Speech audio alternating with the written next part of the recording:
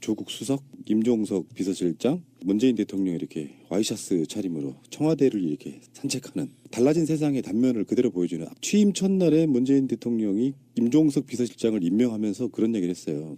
젊고 역동적인 그런 청와대를 구성하고 싶다. 젊은 사람들 위주로 꾸리는 그런 느낌이고요. 그 화제가 됐던 사단이 조국 수석하고 권혁기 춘추관장하고 커피를 일회용 커피잔에 커피를 한 잔씩 들고 이제 티타임 얘기를 하기 위해서 청와대 경내를 걸어가는 그게 이제 찍혀서 나온 건데 너무 잘생겼다 이씨 영화의 한 장면이다 화보다 앞으로 청와대 화보 찍어서 팔아가지고 우리 이걸로 뭐 기금 조성해가지고 뭐 유기묘 접기 하자 뭐 그런 내용들이 트윗이 엄청나게 올라오고 있거든요. 근데 왜 이런 것들이 화제가 되냐고 생각해 보니까 지난 몇 년 동안 우리 대통령이 청와대 안에서 뭘 하는지에 대한 보도나 사진이나 이런 것들을 국민이 접해본 바가 없어요. 너무 신선한 거잖아. 지금 이 작은 변화 자체도. 이게 소통한다는 내용이 될 수 있는 거잖아요. 그 얘기하면서 거기 이제 상대적으로 권혁기 춘추관장이 좀 그 앞에 있는 패권자들 문패권자와 조패권자에 비해서 상대적으로 깨구리가 돼 보이는 그런 또 의문의 일패를 당했다라는 트윗들도 많이 올라오더라고요. 그리고 청와대를 몰랐어요. 최근에 청와대가 관람을 할 수 있는 일반인들을 10일 전에 예약하면 가서 경내를 이렇게 관람할 수 있는 순례 코스도 있다 그러네요. 그게 노무현 대통령 때 만들어진 거예요. 그러니까. 네. 그러니까 우리는 그런 거가 물론 뭐 이명박근혜 정부는 그런 걸 아예 안 했겠지만 그게 다시 또 부활이 됐나 봐요. 그 지금 사이트에 그 예약자들이 엄청나게 몰리고 있다는 거야. 구경 한번 가보자고. 청와대 사이트예요. 네. 사이트에 이제 거기서 접수를 받고 있으니까. 페이스북에 보면 우리 그 저기 정철승 변호사라는 분이 있어요. 이 양반이 평상시에 자기 외모를 엄청 자랑하던 분이거든. 옷만 사면 셀카 찍어서 올리고 그리고 자기 부인은 세상에서 제일 예쁜 여자고 뭐 이렇게 자랑질이 보통이 아니었어요. 귀엽게. 그런데 이분이 오늘 1시간 전에 이런 글을 올렸어요. 문재인 정부의 외모 패권주의에 대한 반감 여론이 워낙 커져서 한동안 페북에 셀카 사진을 안 올리기로 결심했다. 이런 글도 올렸고요. 농담처럼 할 수 있는 가벼운 소울거리인데 이게 얼마나 국민의 한 사람으로서 기분 좋고 그렇죠. 재미있는 그런 마음인가. 이게 같이 가는 대통령 우리의 대통령이구나. 정말 자랑스럽구나라는 생각이 막 올라가면서 오히려 이 당선되기 전보다 훨씬 더 많은 애정과 친밀감이 느껴지는 그런 느낌이 있어요. 이런 부분까지 디테일하게 기대를 별로 안 했거든요. 지금 이 사진이 제가 제일 멋져 보이는 사진인데 와이셔츠 차림에 새로 임명되신 분들 이분들과 함께 한때네 한 7, 8명 되네. 예, 이게 와이셔츠 차림으로 날씨가 좀 더운 날이기도 했고요. 그날이 그것들을 지켜보고 있자니까 확실히 권위가 거의 없는 상태. 이명박근혜가 권위를 엄청 만들어놨잖아요. 그쪽 일이라는 게. 최근에 이제 나오고 있는 이야기도 뭐 청와대 박근혜 7시간에 대한 얘기가 많았잖아요. 그래서 미국 시스템으로 대통령의 일과를 계속 공개하겠다는 거예요. 어디서 뭘 하는지를 다 계속 공개하는 그런 상태로 지금 나오고 있는 거거든요. 그래서 확실히 청와대 시스템은 굉장히 젊어지고 나오는 사진들이 그냥 사진상으로 뭐 그냥 비주얼의 문제라기보다는 뭔가 역동적으로 국민과 소통하고 대화하고 협의하겠다는 단적인 상징성을 보여주는 거라고 생각이 들거든요. 근데 이제 그 내용들은 묻히고 지금 그 조국, 문재인 이분들의 외모만을 칭찬하는 시대에 이건 안 된다. 절대 안 된다. 근데 이제 일단 첫날은 관저에도 못 들어갔어. 도대체 박근혜가 뭘 어떻게 해놓고 나갔길래 관저에도 못 들어갈 상황이고 거길 지금 수리를 해야지 들어갈 수 있다는 얘기가 나오는지 잘 모르겠는데 하여튼 그런 부분에서도 있고 본인이 좀 더 비서관하고 가까운 데서 직무를 볼 수 있게끔 정부청사 사무실을 옮기는 게 어떠냐 그 개혁 아이디어를 꺼내놓고 있는데 그게 안 되는 이유가 있는 게 그 대통령 경호법이라는 그 법이 있는데 예. 대통령 주변에 250m에서 600m까지는 사전에 점검이 되지 않으면 그러니까 경호실에서 여기 600m 안에는 없습니다. 뭐 위험 요소가 없습니다가 확인되기 전에는 거기를 못 가게 한다는 거예요. 그 600m가 왜 생겼는지 아세요? 그게 저격거리라며. AK 소총. 북한에서 그러니까 쓰는 AK 소총의 그 북한은, 유효 사거리. 유효 사거리를 최소한 다 비워라라는 게 박정희 시대부터 경호법으로 존재를 했다는 거예요. 네, 맞습니다. 그러니까 사람들이 가까이 갈 수 없는 상황이 된 거고 대통령이 갑자기 창문 열어서 손 흔들어 주거나 갑자기 대열에 튀어나와 갖고 악수해 주는 것 자체가 깜짝깜짝 놀랄 화제가 되는 그런 세상이 된 거였어요, 그동안. 그래서 그 법을 개정을 하고 실제 문재인 대통령이 원하는 대로 비서관들이나 행정직 공무원들하고 가까운 데서 직무를 볼 수 있게끔 하기 위해서는 법도 고쳐야 되고 주변에 있는 시설 관리라든지 이런 것들에 대한 점검이 필요하기 때문에 한 1년 지나야 된다네. 내년에나 그게 가능해질 것이다라고 지금 예상을 하고 있더라고요. 문재인 대통령 홍은동 집에서 출퇴근하면서요. 앞에 시민 만나가지고 그런 얘기 했더라고. 셀카죠. 불편하셨죠? 예, 불편하시죠? 이런 얘기 맞아요. 하고 있어요. 예, 정말 그 공감력 쩌는 분 아니에요. 맞아요. 외신이 가장 놀랐던 것 중에 하나가 그거라면서요. 대통령에 당선된 사람의 살고 있는 자택을 봤더니 너무 서민 예. 지역에 있는 고급 아파트도 아니고 골목골목길을 들어가야 되고 딱 내가 살고 있는 수준으로 살고 있었던 그런 그렇죠. 느낌이잖아요. 예, 그게 좀 저는 궁금한 게 아마 그러지 않을 것 같은데 박근혜 시절만 봐도 대통령이 움직이는 동선 내의 모든 통신 주파수가 다 차단됐거든요. 그래서 핸드폰이 안 터지고 그랬었어요. 근데 그거는 경호법에 있는 거래요. 지금도 대통령 주변에서는 방해 전파 때문에 그 아까 말씀하신 경호 에어리어 안에서는 전파 이게 SNS나 뭐 이런 휴대폰이 안 되는 그건 아직도 존재를 하고 있는 거랍니다. 존재는 하고 있는데 홍은동 자택에 있을 때 그 동네 주민들이 그 정도까지 또 불편을 받을 수도 있다. 아 이거 그러니까 박근혜가 청와대 관저에 자기 숙소에 그 집기들을 치울 수가 없었어요. 왜냐하면 이거는 법적으로 국가의 재산이기 때문에 국가 예산으로 구매한 거라 그걸 마음대로 버릴 수가 없거든. 절차를 따라서 버려야 되거든요. 그래서 몸만 빠져나간 상태이기 때문에 자기 사적인 것만 갖고 그 문재인 대통령이 자기 혼자라면 뭐 큰 관심 없이 그냥 살 수도 있는데 아 영분이 계시잖아. 부인이.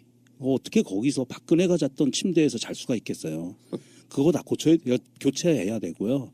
그래야 되는 시간적인 것이 필요해요. 그래서 며칠간은 홍은동 자택 그 주변 주민분들이 불편을 많이 좀 겪으실 것 같고, 그리고 또 그거를 또 아시니까 그렇게 표현을 해주시는 거가 사실은 그렇게 불편해도 그분들은 기쁘게 불편을 감수할 것 같아요. 외신들이 그 건물을 크로즈업해서 내보내는데 벽도 다 막 금가 있고 타일도 오래돼서 막 색깔이 바래고 그래갖고 야 이게 좀 부끄러운 거 아니야? 이거 저런 거는 좀 안 나갔으면 좋겠는데라고 스스로 생각했던 적이 있는데 오히려 외국 언론이나 이런 것들은 아 소탈한 서민 대통령 뭐 이런 이미지로 해갖고 더 좋게끔 그걸 포장해서 쓰더라는 거죠. 근데 그런 류의 기사는 외신이나 하는 거고 우리나라 언론이 지금 머물러 있는 자택이 말하자면 3억 3천짜리 집이다. 25평짜리 집이다. 그동안 문재인 이런 데서 살아왔다라는 부분에 대한 일절의 언급이 없더라고. 그러니까 정말 우리는 지금까지 없었던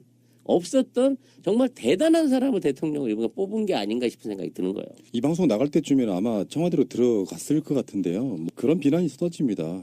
청와대 그동안 뭐 했냐. 박근혜가 거기 비운 지도 오래됐는데. 근데 그런 문제가 있는 것 같아요. 무슨 예산의 문제라든지 등등 여러 가지 있긴 있겠지만 아무리 무슨 뭐 보궐선거로 급작스럽게 당선됐다고 해도 대통령이 바뀌면 누가 당선되든 간에 들어오잖아요. 그렇죠. 그러면 어느 정도 그게 정비가 되는 시스템으로 가야 되는데 넉넉고 있었던 거지. 그리고 들어오는 사람의 취향에 맞춰서 안에 뭐 배치나 인테리어 내지는 변화를 어떻게 줄 것인가도 이게 좀 다 달랐을 거예요, 성향이. 그럴 것 같지 않아요? 안철수나 홍준표가 들어온다 그러면 정말 초호화 가구, 초호화 집기로 완전히 새로 개비해갖고 삐까번쩍하게 만들어 놓으라고 그러고 지시했을 것 같다는 생각이 드는 거야. 그에 반해서 문재인 대통령이 들어올 때는 수수하고 소박하고 절제되고 필요한 것만 교체하고 아마도 웬만한 거 쓰는 웬만하면 건드리지 말아라는 차원으로 들어갈 것 같다는 얘기가 나오는 거죠. 아마도 그럴 것 같고요. 이제 들리는 이야기에 의하면은 자택에 쓰던 물건들 중에 계속 써야겠다는 물건들 갖고 그냥 들어가신대요. 뭐 그런 측면도 있고 어찌 됐건 문재인 대통령이 청와대에 들어가서 뭐 그런 이야기도 있어요. 뭐 여러 가지 얘기 나오는데 하루 만에 달라졌다. 청와대 분위기가 뭐 그런 것도 들리고 관저로 들어가고 이제 이게 여러 가지 문제를 나올 거예요. 이것도 일종의 정치적인 이야기 하나인데 문재인 대통령이 광화문으로 가게 집무실을 광화문으로 옮기겠다는 거잖아요. 그러니까 사람들이 잘 불편해지는 건데 이렇게 될 거라고 봐요. 청와대는 그 기능 그대로 유지합니다. 청와대 잔주하는 것도 맞아요. 경호 문제 때문에.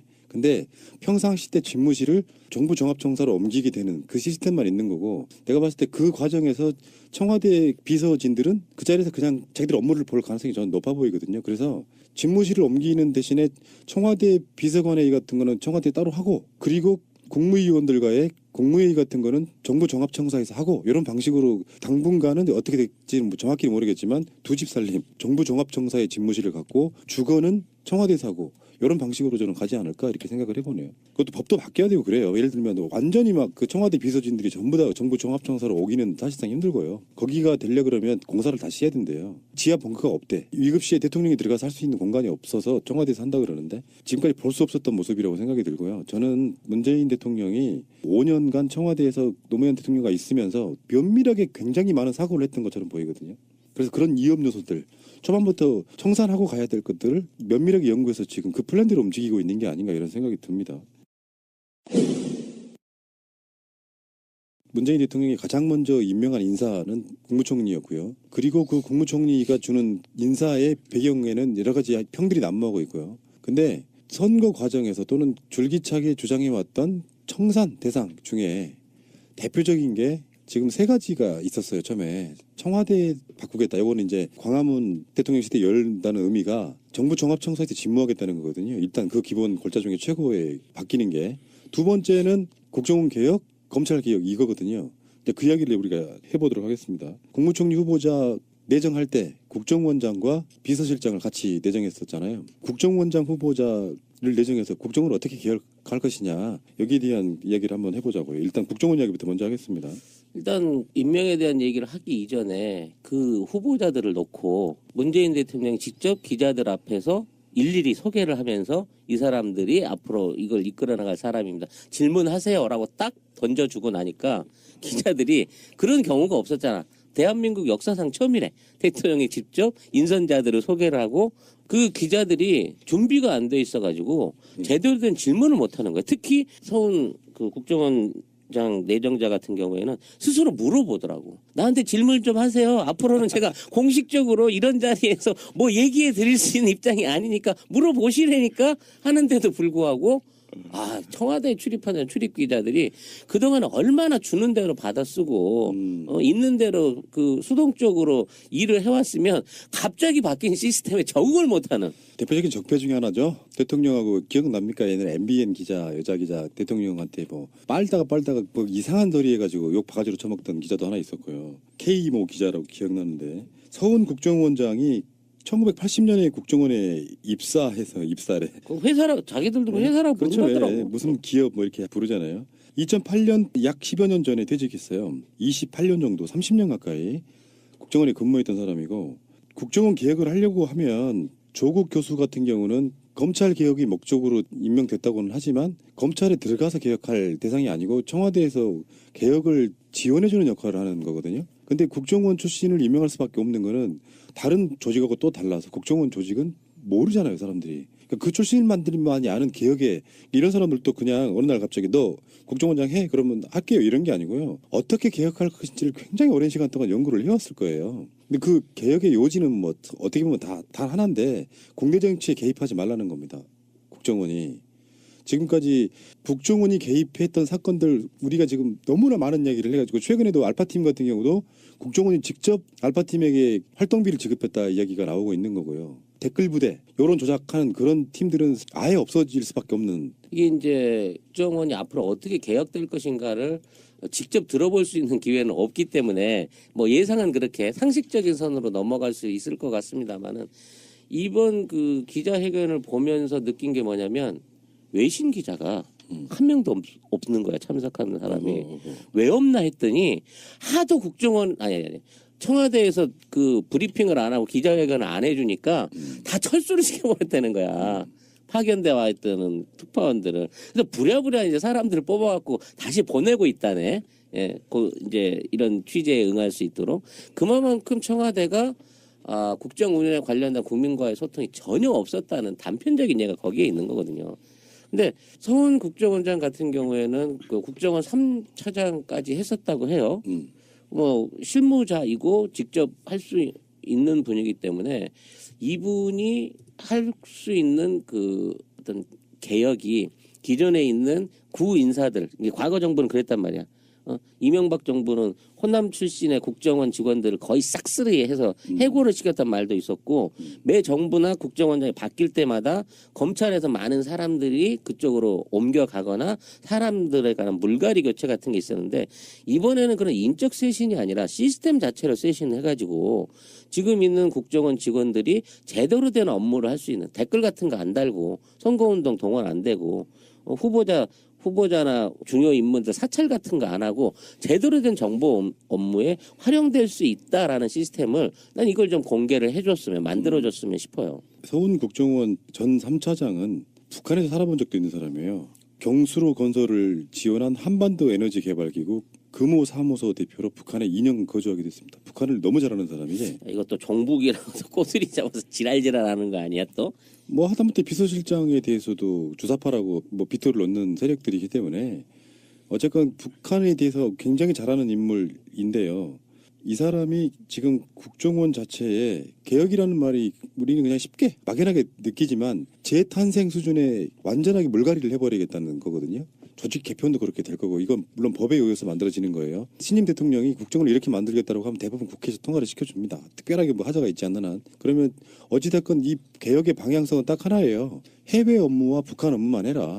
국내 정치에 절대 개입하지 마라. 사실은 이명박근혜 10년 가까운 시간 동안 그들이 망한 이유가 바로 이런 것들 때문이거든요. 국내 정치에 개입해가지고 온갖 뒷조사들을 해가면서 하다못해 뭐 대법원장 사찰도 하고 이런 방식으로 헌법재판소 탄핵 결정되기 전에도 국정원 직원들이 탄핵 심판하는 재판관들의 성향까지도 뒤에 조사하는 이런 방식. 국정원 직원들이 각 정부 기관에 나가가지고 마치 사찰하듯 감시하듯 그렇게 있는 이 상태는 버려야 된다는 거죠. 이명박근혜 정부 때 국정원이 얼마나 그 무능했냐면요. 저 같은 경우에 이제 그 대중국 관련해서 교육을 해보면 중국에 들어가서 중국의 고위층하고 연결되려고 하면 북한을 갔다 온 사람들이 대부분 고위층하고 또 연결이 돼요. 무슨 얘기냐면 북한이라고 하는 체제를 왔다 갔다 하면서 연결할 수 있는 사람들이 실제로 중국의 외교 라인이라든지 실무 라인 안에 관시를 갖고 있는 사람들이 예전에 다 국정원의 일종의 카운터 파트너였다는 거예요.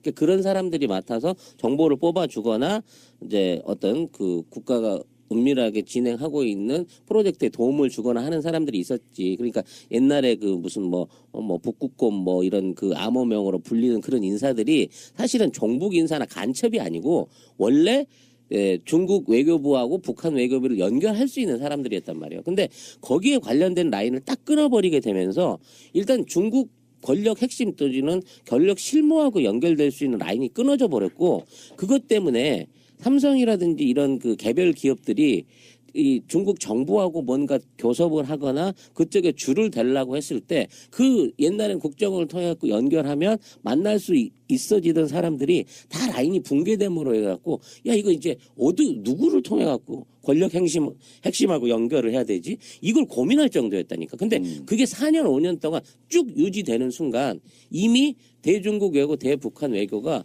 될 수 없는 상황까지 만들어졌다는 거예요. 그래서 이 외교 라인의 복원은 앞으로 우리나라가 대중국 외교를 하고 통상을 하는 데 있어서도 굉장히 중요한 업무예요. 국정원의 업무가 그런 부분 안에서 경제적인 부분, 외교적인 부분에서도 영향력을 미칠 수 있는 업무인데 이 사람들을 다 잘라버리고 지네 사람 고향 사람 데려다가 심어가지고 도청이나 하고 감찰이나 하고 SNS나 들여다보게 만드는 일을 해왔던 게 그동안의 국정원이었다는 거죠. 그런 적이 있었죠. 노무현 정권 때 국정원장에게 보고를 실질적으로 받지 않아서 대통령이 직보를 하지 않으면 그 권력 기관장 힘이 빠져요. 그리고 심지어는 무슨 지방선거나 이럴 때 대국민 심리전 이런 개념으로 작업을 할까요라는 국정원으로부터의 의견이 들어왔을 때 안 돼라고 딱 잘랐던 게 노무현 대통령이었고요.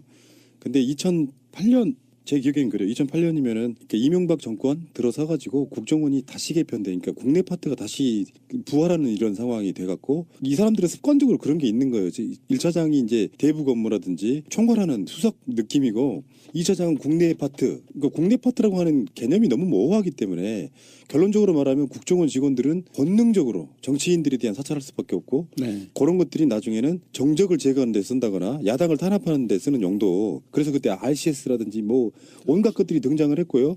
그래서 문재인 대통령이 사실상 대통령이 됐던 그 선거에서 그 작업했던 김하영 같은 직원도 아직도 국정원에 다니고 있는 거 아니에요.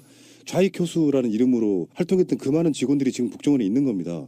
근데 그 자리들이 없어지는 거죠. 국정원이라는 게 또 서울에만 있는 게 아니고 지부도 있잖아요. 네. 그 지부에 있는 사람들이 갖고 있는 그 업무의 고질적인 관성적으로 하게 되는 그 사찰, 뒷조사 이런 것들을 없애야 되는데 그게 정말 고질적이래요. 그러니까 뿌리 뽑기가 되게 힘들대 이게. 우리도 그런 그 정보 파트에 대한 환상이 좀 있잖아요. 그래서 뭐 국정원 직원이 어떻고 저쩌고 막 그런 걸 빨리 없애서 대한민국에서 정치에 개입하는 국정원 직원은 있으면 안 된다. 이게 우리 말처럼 그냥 문재인 대통령이 지금 여러 가지로 막 스포트라이트를 받으니까 별 중요한 뉴스가 아닌 것처럼 다뤄지지만 사실은 우리가 방송하는 환경도 바뀌는 거예요. 계속 불안했다 그랬잖아요. 통장 털려, 통화 내역 털려. 그러면 실질적인 위협이 없더라도 굉장히 불안한 상태로 그렇죠. 방송을 해왔던 거거든요. 예. 그런 환경들이 없애지는 상황인 거고 지금도 아마 철없이 오다대로 국정원 직원이 내려주는 오다대로 알파팀 같은 애들이 아직도 작업을 하고 있을지 몰라 이거는.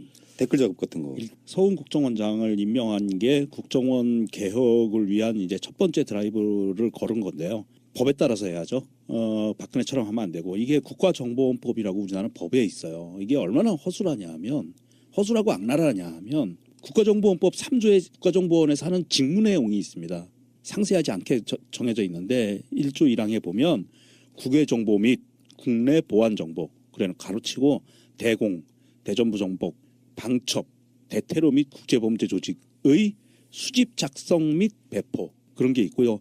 그다음에 형법 중 내란의 죄, 외환의 죄, 군형법 중 반란의 죄, 암호 부정 사용의 죄, 군사기밀보호법에 규정된 죄, 국가보안법에 규정된 죄에 대한 수사해서 수사권이 있어요. 이런 부분들이 지금 제일 중요한 게 여기에서 직무 1항에 나와 있는 국외정보까지는 모르겠는데 국내 보안정보라고 이게 크게 뭉뚱그려 놓은 부분 이 부분이 제일 문제인 거예요. 그래서 이 처장이 이 부분을 담당을 하고 있는데 대공 업무, 대공이라는 거는 공산주의에 대항한다는 업무거든요. 근데 이게 너무 커요. 포괄적이에요. 대북 방첩 업무가 아니고 이거는 그 내부의 푸른나무님 얘기한 것처럼 내부의 그 정적에 대한 감시 그리고 자기 내부에 대한 그 정보 수집 이런 부분들이 다 돼 있는 거거든요. 그래서 이런 부분들을 고쳐야 되고 법으로 고쳐야 되는 부분이고요. 이 조직은 그 2011년도에 이명박이 있을 때 법을 개정해서 조직이나 직원 같은 경우에는 비공개로 돼 있어요. 법으로. 국정원장이 비공개로 할 수 있다 이렇게 해놨어요. 그리고 비공개로 돼 있는 거예요. 지금 이제 서훈 그 내정자 같은 경우에는 2차례 남북 정상회담을 기획하고 실무적으로 운영을 했던 분이라고 합니다. 그렇기 때문에 굉장한 대북 통인 거죠, 사실상. 근데 이제 중요한 멘트를 하는 게 지금 남북 정상회담에 대해서는 시기상조이긴 하나 꼭 필요하긴 하다라고 얘기를 한 거예요. 그러니까 시기는 언급되지 않을 수 있으나 이번 정권 안에 어떤 형태로든 정상회담이 있을 수 있다. 또 거기에 대한 준비를 하겠다라는 멘트로 받아들일 수 있는 내용인 거거든요. 요 단계까지 가게 된다 그러면 뭐 남북 대화라든지 지금의 뭐 여러 가지 외교 현안들을 처리하는 데 있어서 또 굉장히 중요한 해법을 예. 이분이 쥐고 있다라고 봐야 되는 거죠. 서훈 내정자는 국정원 내부 출신의 세 번째 원장이라고 합니다. 김만복, 이병호. 우리가 이번에 대선에 출마했던 남재준 국정원장 같은 경우는 육군 참모총장 출신이었죠. 자, 어쨌건 간에 많은 기대가 되고요. 최소한 새벽에 퇴근할 때 두리번거리진 않았으면 좋겠습니다.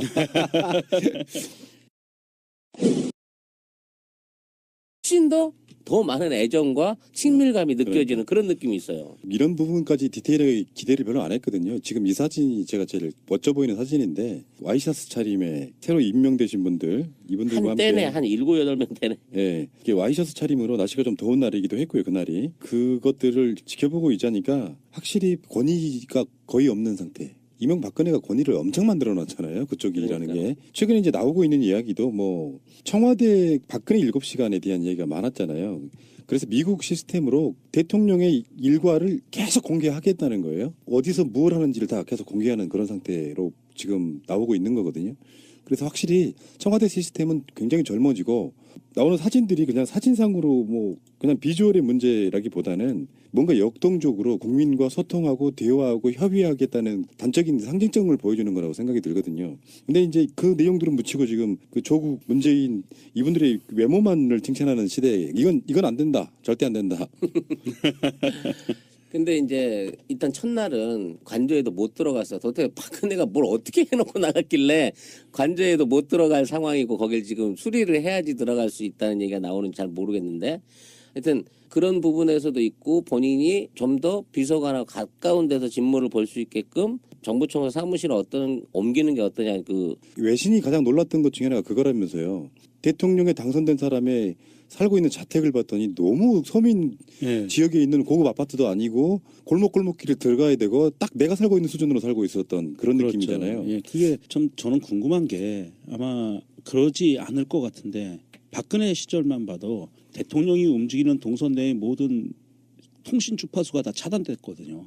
그래서 핸드폰이 안 터지고 그랬었어요. 근데 그거는 경호법에 있는 거래요. 지금도 대통령 주변에서는 방해 전파 때문에 그 아까 말씀하신 경호 에어리어 안에서는 전파 이게 SNS나 뭐 이런 휴대폰이 안 되는 그건 아직도 존재를 하고 있는 거랍니다. 존재는 하고 있는데 홍은동 자택에 있을 때 그 동네 주민들이 그 정도까지 또 불편을 받을 수도 있다. 아 이거 그러니까 박근혜가 청와대 관저에 자기 숙소에 그 집기들을 치울 수가 없었어요.